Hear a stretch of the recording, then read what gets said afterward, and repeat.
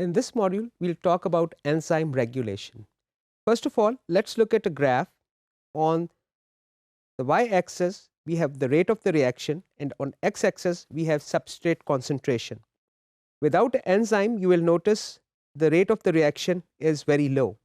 We have already talked about, although in exothermic reactions or exergonic reactions, which are giving energy out, in which the delta G is a negative value, these reactions do not proceed very quick rate because we have to have our molecules go to transition state, and that requires energy.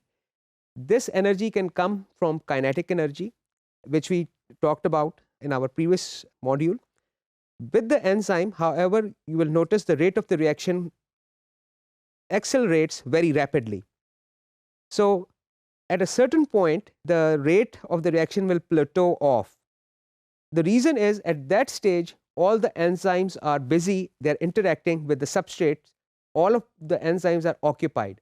So the rate of the reaction cannot increase when all the enzymes are already fully booked. However, there are strategies that we have adapted that we can regulate our enzymes, we can have them activated when we need them, we can deactivate them when they are not needed. Let's look at some of those strategies.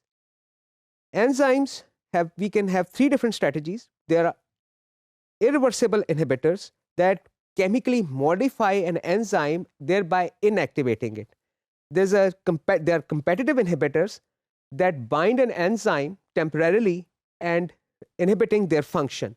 These competitive inhibitors bind their enzymes at active site. Non-competitive inhibitors are inhibitors that bind enzyme at a site other than the active site of the enzyme. So let's look at an example. Let's look at all these examples.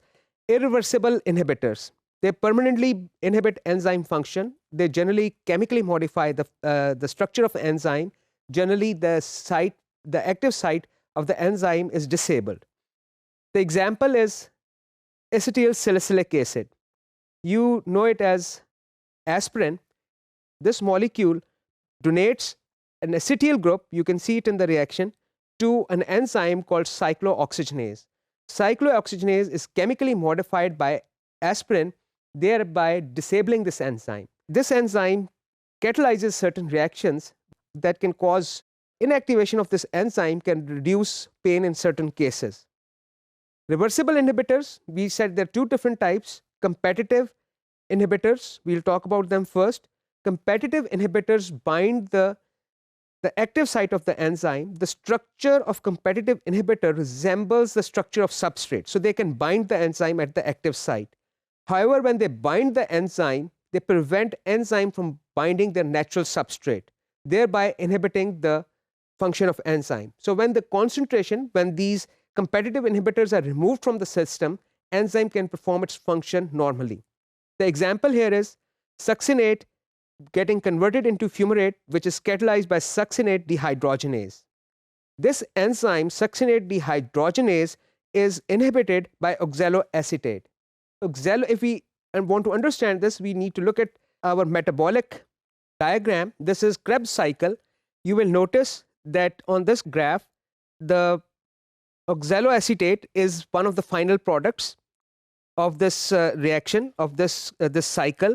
This oxaloacetate is already present in the system in higher concentration. We don't want to form more oxaloacetate.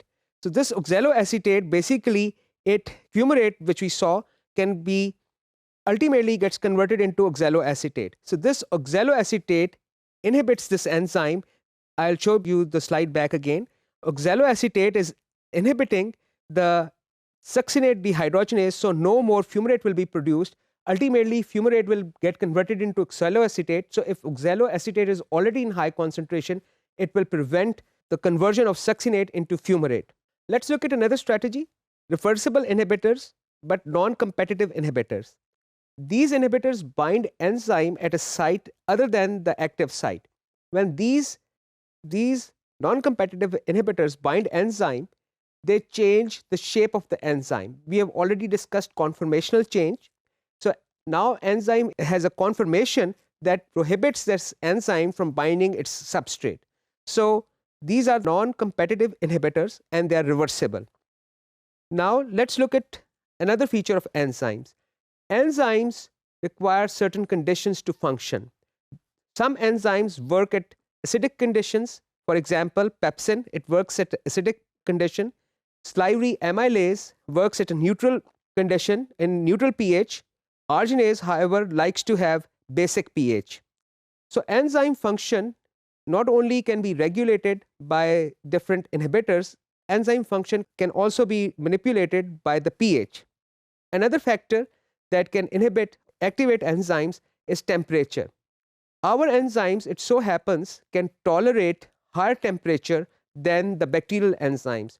So one of the things that happens when we get an infection is we get a fever. Our body temperature is increased.